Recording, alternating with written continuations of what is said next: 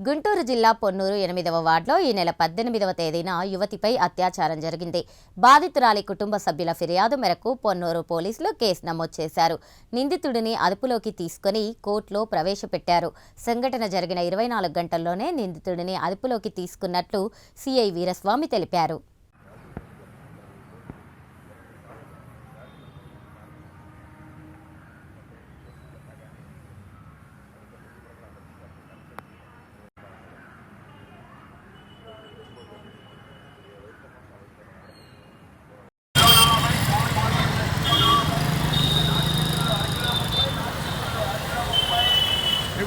దగ్గరేగా ఏం చేశాడండి?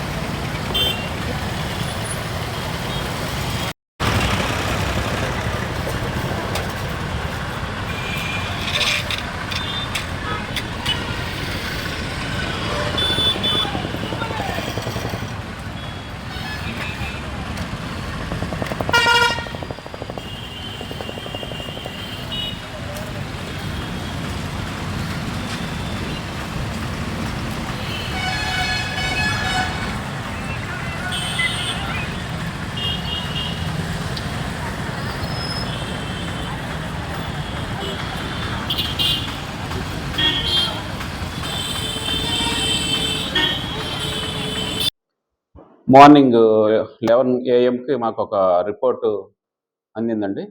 అది ఒక అత్యాచారానికి, ఒక మహిళపై అత్యాచారం జరిగినటువంటి సంఘటనకు సంబంధించినటువంటి రిపోర్టు. ఆ రిపోర్ట్ మీద వెంటనే కేసు నమోదు చేసుకొని బాధితురాలని ప్రభుత్వ ఆసుపత్రికి తరలించడం జరిగింది. ఆ తదుపరి ముద్దాయి కోసం, దానికి కారణమైనటువంటి ముద్దాయి ఎవరైతే ఉన్నారో వాడిని గుర్తించి వాడి కోసము వెతకటం ప్రారంభించడం జరిగింది. అతన్ని 24 hours లోపు ముద్దాయిని అరెస్ట్ చేయడం జరిగింది. అరెస్ట్ చేసి ఇప్పుడు గౌరవ న్యాయస్థానం ముందు అతన్ని ప్రొడ్యూస్ చేయడం జరుగుతూ ఉంది. ఇక్కడ మనం ఎవరు కానీ చట్ట వ్యతిరేకమైనటువంటి కార్యక్రమాలకు పాల్పడినట్లయితే కఠినమైనటువంటి చర్యలు తీసుకోవడం జరుగుతుంది.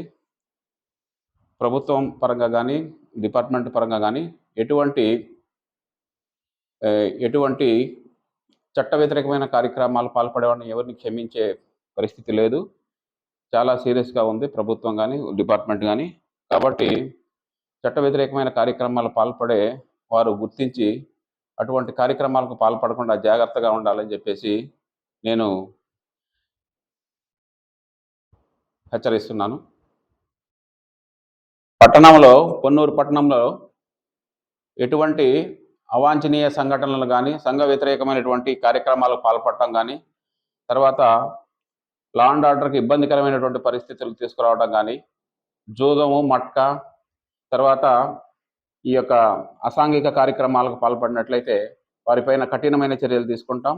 అవసరమైతే వారిని పట్టణ బహిష్కరణ చేయడానికి కూడా డిపార్ట్మెంట్ వెనకాడదని ఈ సందర్భంగా మీకు తెలియజేస్తున్నాను.